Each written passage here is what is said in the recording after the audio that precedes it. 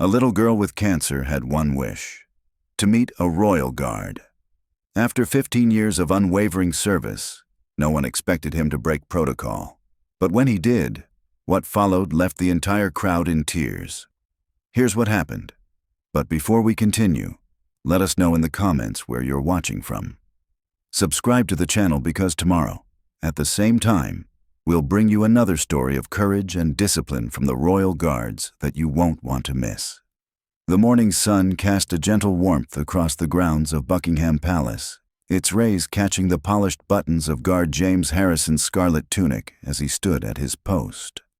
After 15 years of service, including 2 tours in Afghanistan, Harrison had perfected the art of standing motionless while remaining acutely aware of his surroundings.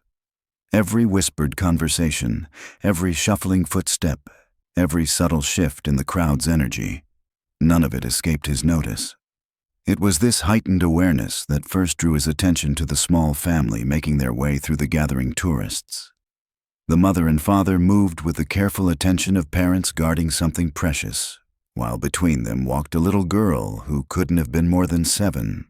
Her face, though pale and drawn, carried an expression of pure wonder as she took in the magnificent sight of the palace. What caught Harrison's eye, however, wasn't just her evident excitement.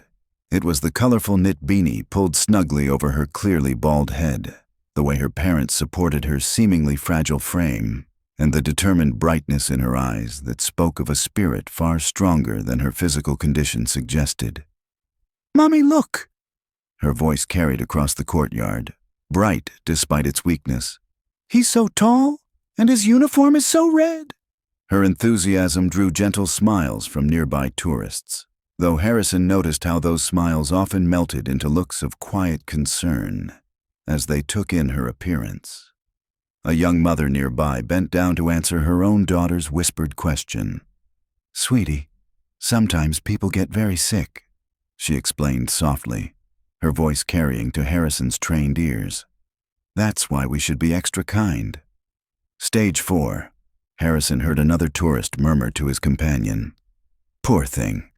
The father was saying she wanted to see the royal guard before—" The rest of the sentence disappeared into a sympathetic shake of the head.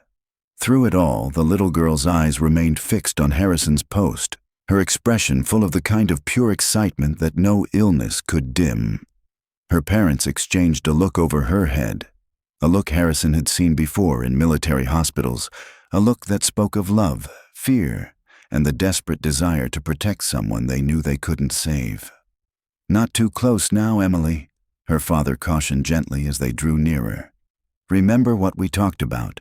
The guards have very important duties," but Harrison could hear the catch in the man's voice, could see the way his hand tightened protectively around his daughter's smaller one. Emily nodded solemnly, though her eyes sparkled with barely contained joy. "I know, Daddy. They protect the Queen and the palace and hundreds of years of tradition."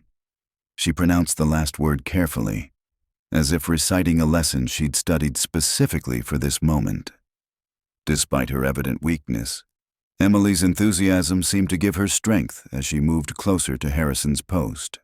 Her steps were small but determined, each one accompanied by the supportive hands of her parents. The morning crowd parted naturally around them, creating a small pocket of space that seemed to acknowledge the special nature of this particular visit.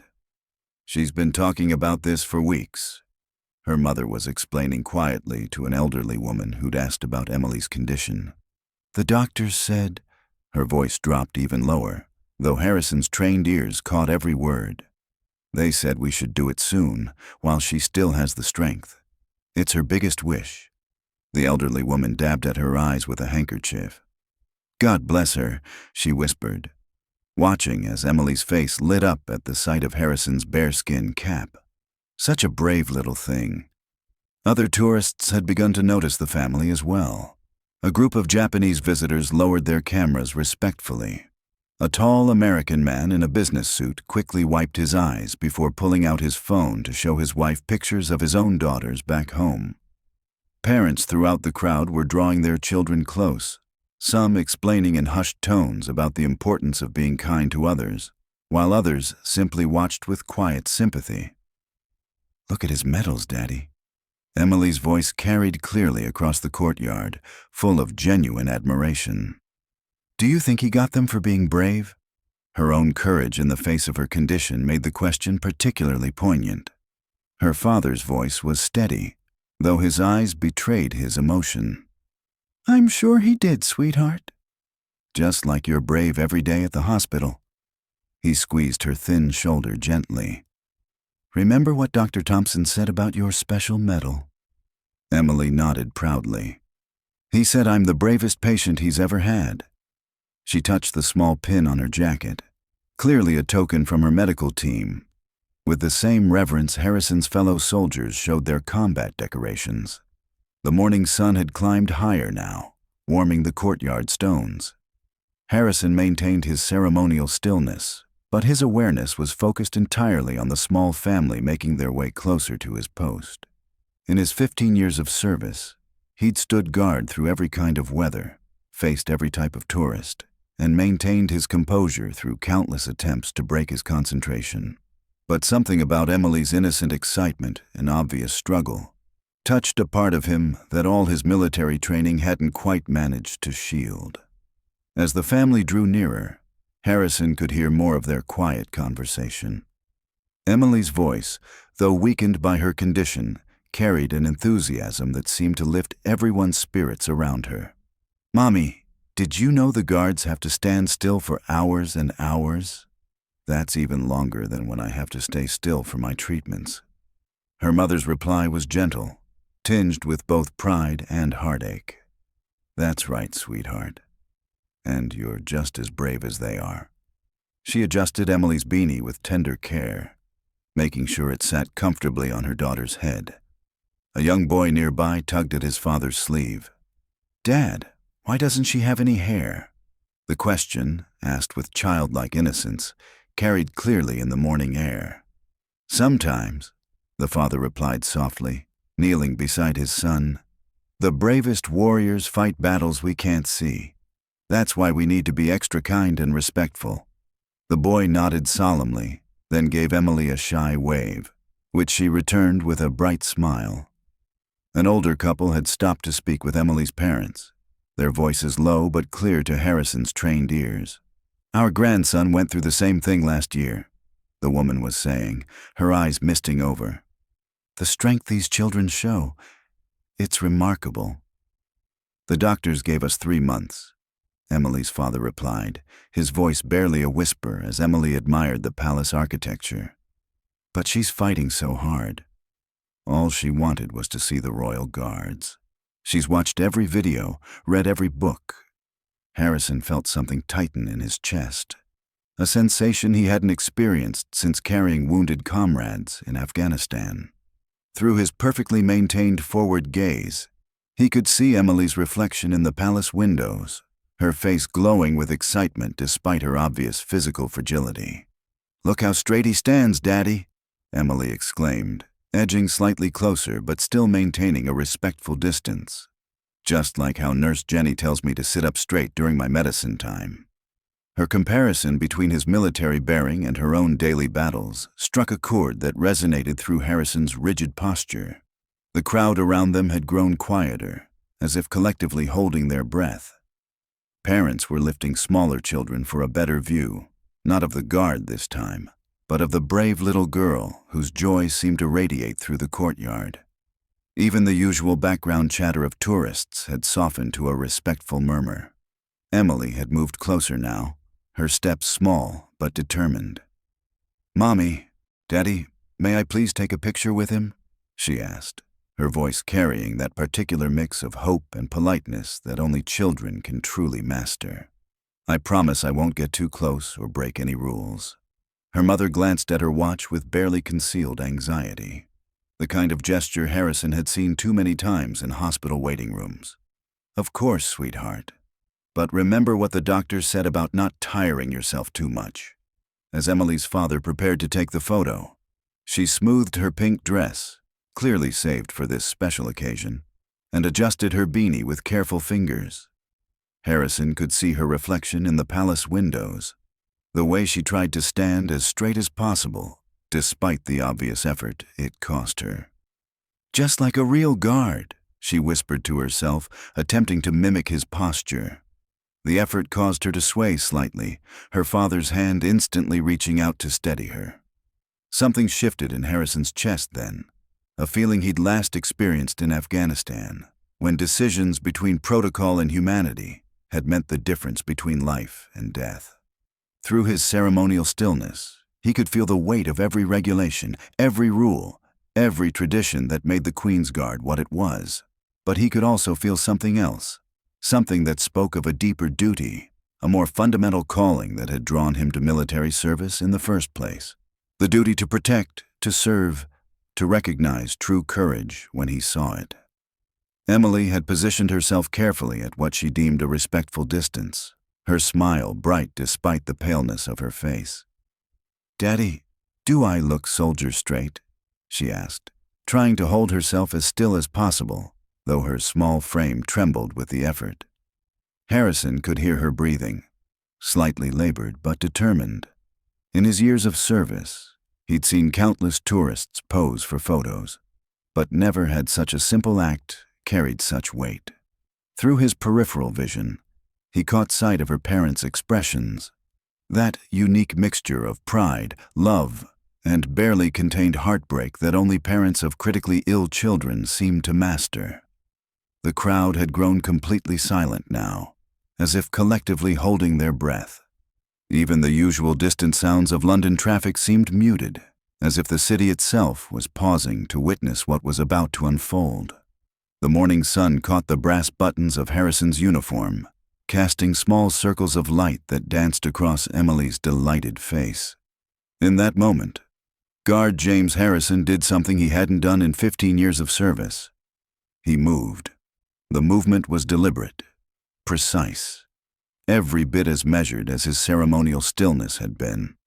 A collective gasp rose from the crowd as he turned, his boots pivoting with military precision to face Emily directly. Her eyes widened with surprise and wonder, her small hand instinctively reaching for her father's. But Harrison wasn't finished. With the same precision he'd learned in military training, he lowered himself to one knee, bringing himself to eye level with the brave little girl who had touched something deep within his soldier's heart. "Hello, Emily," he said, his voice carrying the kind of gentle authority that only years of service can create. "I couldn't help but notice how perfectly you've been standing at attention." Emily's face lit up with a joy that seemed to push back the shadows of her illness, if only for a moment. You can talk?" she whispered in amazement, then quickly added with endearing formality, "Sir?" Harrison's white-gloved hand moved to his chest, carefully unpinning one of his medals. "This," he said, holding it out to her, "is for exceptional bravery in the face of difficult conditions." His voice carried the same gravity he'd used in formal military ceremonies. "Something you know quite a bit about, I believe." Emily's mother had covered her mouth with both hands, tears streaming freely down her face. Her father's camera shook slightly as he continued to record the moment, his own eyes glistening. Around them, several tourists had also begun to cry openly, while others smiled through their tears. "May I?" Harrison asked, waiting for Emily's small nod before carefully pinning the medal to her dress. "There. Now you're officially part of the Guard." Emily touched the medal with trembling fingers, her face a picture of pure wonder. But don't you need it?" she asked, showing concern even in her moment of joy. Harrison smiled, the first time many had ever seen such an expression on a Queen's Guard's face. "I think you've earned it more than I have." He straightened his posture, still on one knee. "Would you like to learn the official salute?" For the next few moments, the crowd watched in emotional silence as Harrison guided Emily's small hand through the proper motion, her face a study in concentration despite her obvious fatigue. When she finally executed a perfect salute, a spontaneous round of applause broke out among the onlookers. "Excellent form," Harrison said, his voice carrying both military crispness and gentle warmth. Then, in a move that drew another gasp from the crowd, he opened his arms. "Would you do me the honor?" Emily didn't hesitate. She stepped forward into his embrace, her small arms barely reaching around his broad uniform. In that moment, he wasn't just a guard, and she wasn't just a sick child. They were two warriors, recognizing each other's battles. When they finally parted, Emily's eyes were shining brighter than the metal on her dress. Harrison stood to his full height and executed a formal salute, not the kind given to tourists for photos, but the genuine article, the kind reserved for fellow soldiers and dignitaries of the highest rank.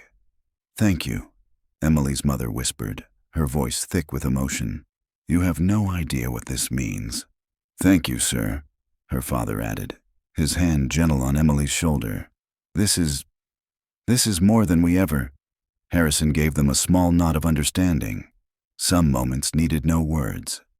He turned back to Emily, who was still beaming despite the obvious fatigue beginning to show on her face. "Remember," he said with quiet authority, "you're one of us now. Stand tall."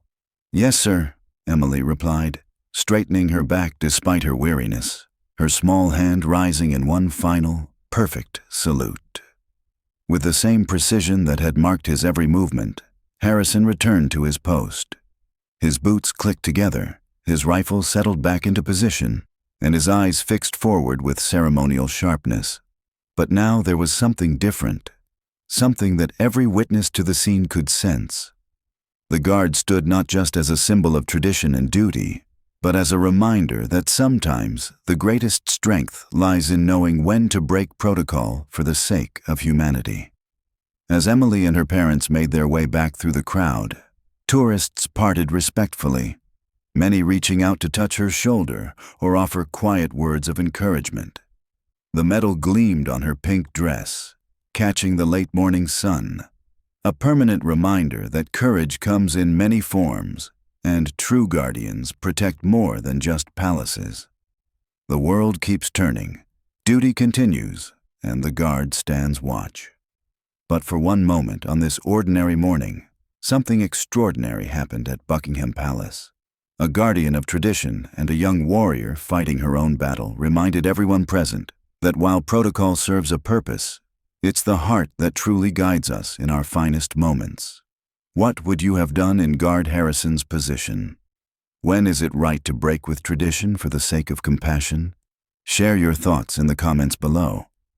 Don't forget to like this video if it touched your heart, and subscribe to our channel for more powerful stories about the Royal Guards, who stand as living symbols of both strength and humanity. Hit the bell icon to ensure you never miss our future uploads, and check out our other videos appearing on your screen right now. Until next time, remember that sometimes the greatest acts of duty come from listening to your heart.